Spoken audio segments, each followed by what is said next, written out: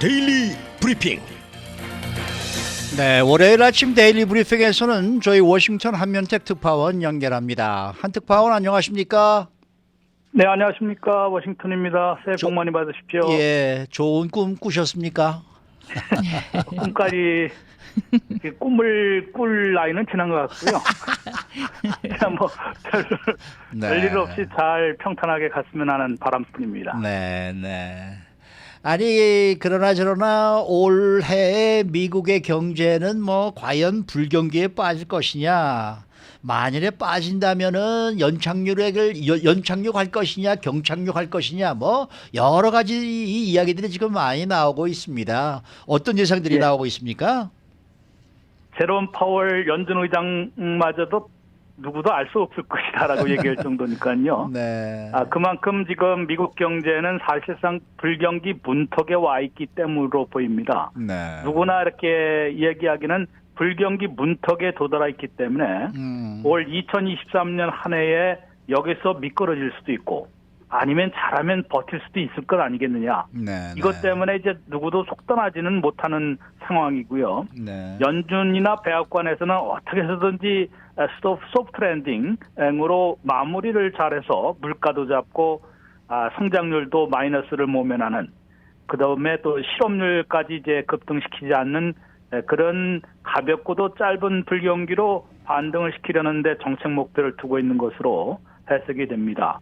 그렇지만 민간 분야에서는 그렇게까지 손쉽게 버티줬으면 좋은데 그렇지는 네. 못할 것 같다. 여러 가지 뭐 형편상 그래서 불경기를 겪을 가능성도 여전히 65% 내지 70%나 되거든요. 네. 그래서 네. 분명히 2023년도에는 불경기에 빠질 것은 분명한데 과연 지금 말씀하신 대로 이게 얼마나 가볍고 마일드하고 또 짧게 끝낼 수 있겠는지, 그렇죠. 아니면은 2008년처럼 대불경기에 또 가혹한 혹독한 불경기로 그때만 해도 한 1년 반 정도는 최소한 걸렸거든요. 그럼요. 이러다 보니까 그렇게 오래가는 불경기로 보통 1% 마이너스 1% 이하의 두 분기 연속 불경기이고 다른 지표, 즉 고용시장과 미국민 소비 지출까지 마이너스 후퇴를 한다면은 완연한 그 분명한 불경기,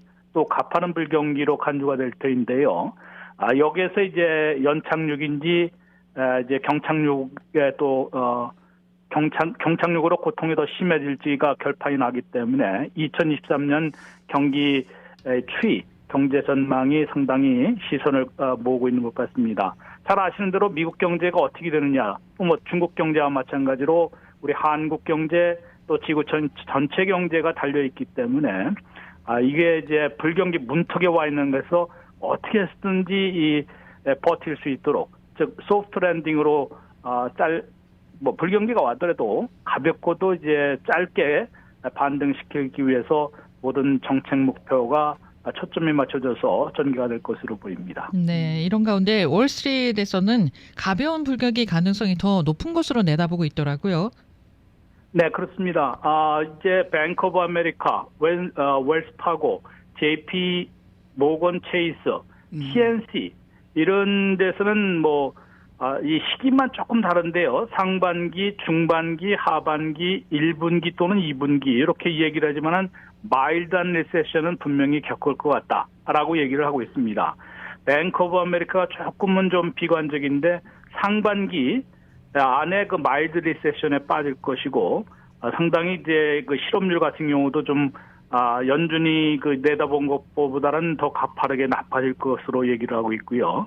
또 웰스파고도 중반에 그러니까 한 여름부터는 이제 마일드한 리세션을 피하지 못할 것이다. JP 모건 체이스는 하반기라고 그러는데 구체적으로는 한 7월쯤이니까 한 3분기부터 마일드한 리세션에 빠질 것으로 내다봤습니다.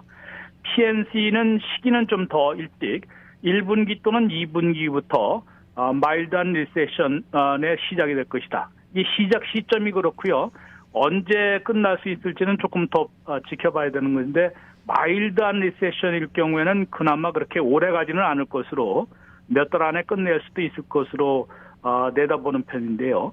골드만삭스하고 모건 스탠리, 무디스 같은 투자은행들은 그보다는 더 긍정적으로 전망을 하고 있습니다.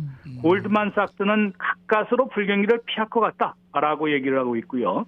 모건 스탠리는 불경기 치마자 스커트에 와 있다고 합니다. 아까 뭐 문턱이라고 표현을 했습니다만은 치마자락에 지금 불경기에 와 있는데 불경기는 없을 것이다. 라고 또 얘기를 하는 것을 볼 때는 마이너스 성장은 모면하고 1% 플러스 1%대 성장을 계속할 수 있을 것 같다라고 얘기를 하는데 아무래도 이제 고용 시장이나 이제 그 소비 지출이 여전히 조금 아직은 그 후퇴하지는 않고 있기 때문에 이런 전망을 하고 있는 것으로 보입니다.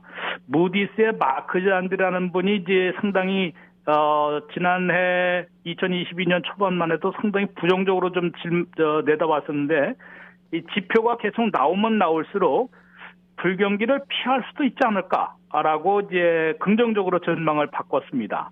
이런 것을 볼 때 거의 뭐 절반씩으로 나눈 거 있는데 약간은 아직도 불경기 전망이 더 많은 것 같지만은 그나마 이렇게 그 엇갈리는 것 자체만 해도 2008년 대불경기 때의 가파른 추락, 그 다음에 오래가는 그런 극심한 혹독한 불경기는 그래도 피해가지 않겠느냐 이런 기대가 아직은 나오고 있는 것 같습니다. 네.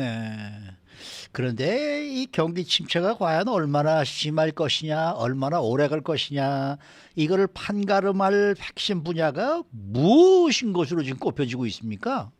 네, 한마디로 일자리입니다. 일자리가 이제 미국의 고용시장이 예상보다 상당히 지금 타이트하고 견고하고 강력함을 계속 아주 장기간 유지를 하고 있지 않습니까? 네. 실업률도 상당히 낮고요. 실업률 3.7%, 3.5% 실업률은 완전 고용이라고 합니다. 그런데 거기서부터 약간 올라갔지만 3.7%도 거의로 상당히 그 낮은 실업률인데요. 네. 완전 고용이라 하면은 원하는 사람 언제든지 뭐 일자리를 이룰 수도 있지만은 곧바로 실업수당을 청구할 필요도 없는 겁니다. 바로 다른 일자리를 쉽게 얻을 수 있는 상황이 지금 현재까지는 그렇기 때문에 이런 그 고용시장이 2023년에도 계속되면 좋은데 그렇지는 않을 것으로 얘기를 하는 것이 연준이 여기에 또 다음 타켓을 잡고 있기 때문입니다. 왜냐하면 이제 아무래도 타이트한 고용시장이면 어떻게 되겠습니까? 고용주가 또 이제 사람을 구하기가 상당히 어렵지 않겠어요? 그러다 보니까 인재를 이제 구하려면은 또 기존의 직원들을 붙잡으려 하더라도 임금을 올려줘야 합니다. 또 근로자들도 아무래도 임금 상승을 바라고 있을 것이고요. 이러다 보니까 임금 상승이면은 이게 그냥 또 고용주가 다 부담만 감내를 할 수가 없거든요. 네. 상당 부분은 이제 상품이나 서비스의 가격 상승으로 이어지게 됩니다. 그럼 이제 물가 잡기가 더 어려워지는 것은 자명하기 때문에 어떻게 해서든지 고용시장을 조금은 흔들거나 냉각을 시킬 필요가 있기 때문에 연준이 다음 타겟으로 이 고용시장과 일자리를 찾고 있는데 지금 벌써 대기업들에서는 대량 감원 태풍, 눈폭풍이 벌써 몰아치고 있지 않습니까? 테크업종에서만 해도 2022년 한 해 동안 15만 명이나 해고를 했다고 하거든요. 아이고. 그다음에 지금 각계로 다 번졌습니다. 뭐 부동산 시장, 주택 시장이 나쁘니까 그쪽에서도 그렇고요. 그래서 일자리가 어떻게 되냐 그러는데 지금 불경기를 면치 못할 것이라고 보는 데서 전부 1분기, 2분기, 3분기까지 일자리가 지금은 한 달에 26만 명까지 지금 늘어나는 수준이거든요. 네. 그런데 이게 10만 명 이하로 줄어들 수 있고 1분기부터 예. 한 2분기나 3분기 하면은 마이너스가 될 수 있다. 한 달에 이제 일자리가 늘어나는 게 아니라 줄어들 수 있다는 얘기거든요. 네. 이렇게 되면 상당히 어려워지는 것이고요. 뱅크 오브 아메리카 같은 경우는 1분기에 벌써 마이너스 올 것이다.